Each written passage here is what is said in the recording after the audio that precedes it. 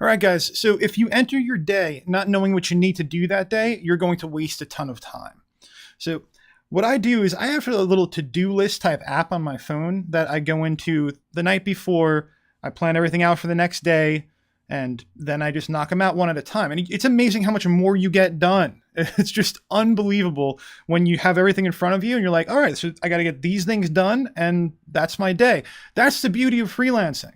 You actually need to finish what you need to do in that day, and then your day's kind of over. It's a cool thing about freelancing. You're not usually on a set schedule. There was only one set schedule thing on my day for today.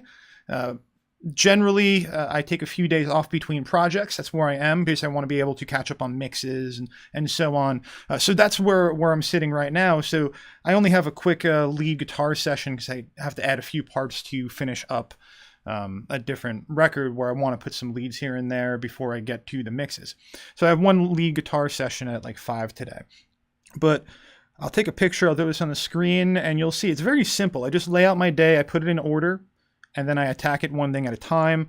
I even have on here, make video on to-do list. So here I am today. Here I'm starting it out, making my video on to-do list. We're starting the mixes up. I have to call my landlord today about the lease on my current studio, if we're going to do an extension or not. I want to talk to him about it. I want to look up a few artists that bands have turned me on to, saying, hey, you have to check out these guys and these guys. I think you might like them. You might want to work with them. I have 3 artists someone told me about, the last band I worked with. I'm going to do that today. I'm going to finish at least 3 mixes. And it's a pretty aggressive number, but you know, sometimes you have to dig back and do mix changes and fix things up after you do your original mixes. So I like to kind of go a bit of aggressive on it. If my day was softer, if I had less things to do, I might attack 5 or 6 mixes in a day. And then the next day, come back, see what I did wrong, fix it up, and, you know, keep improving it. That helps me out a lot, is to like put it in order like that.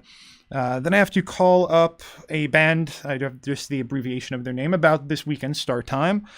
Lead guitar session at 5, mentioned that before. And then I'm going to reset the studio. I try to do that at least like 3-4 times a week because, you know, I subscribe to the broken window theory. If people see that things are out of order and, you know, they're just literally just all over the place, and basically you set your own boundaries. So you allow people to treat your place and you the way that you treat your place and you. So resetting the studio is what I do like right before I leave. I want everything to look good in the morning. When they come in, it looks fresh, they're ready to go. There's no clutter. It's easier to work that way. So that's at the end of pretty much all of my days.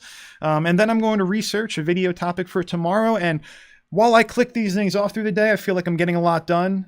That really helps me out as a freelancer. I hope it helps you out too. Let me know if this is a sort of thing you've done before. And if you start doing it, let me know if it works, because it sure does work for me.